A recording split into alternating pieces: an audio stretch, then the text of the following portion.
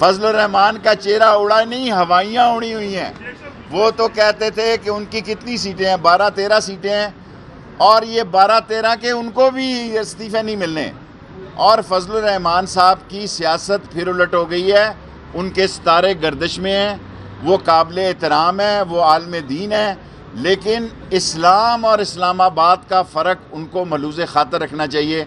इस्लाम की खातिर जान देनी पड़े, मैं भी उनके साथ हूँ, लेकिन इस्लामाबाद के कब्ज़े का ख्वाब फजलुर रहमान को छोड़ देना चाहिए।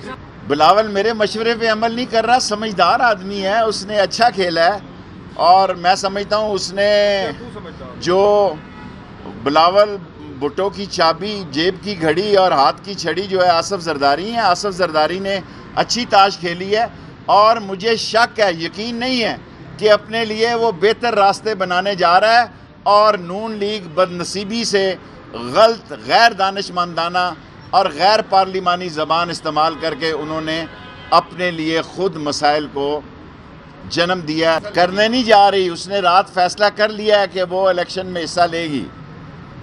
ये आवाम को धोखा दे रहे हैं, और ये अच्छी बात है। मैं समझता हूँ कोई महाज सियासी खाली नहीं छोड़ना चाहिए था, और पीपल्स पार्टी जीत गई है, पीडीएम ने शिकस्त तस्लीम कर ली है, पीपल्स पार्टी ने इनके घुटने टिका दिए हैं।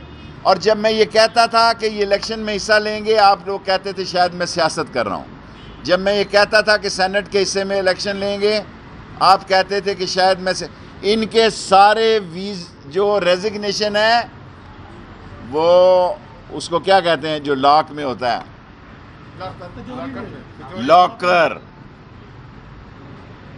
लॉकर में है ना, रेजिग्नेशन हो रहे हैं। मैं अपनी बात पे कायम हूँ, अल्लाह के हुक्म से ना इलेक्शन का बाइकाट ये कर रहे हैं, ना सेनेट का बाइकाट कर रहे हैं। हाँ, ये लॉन्ग मार्च ज़रूर करेंगे। बिस्मिल्लाह जी, आएँ, हम भी मंडे से तैयारी कर रहे हैं आपके इस्तकबाल की।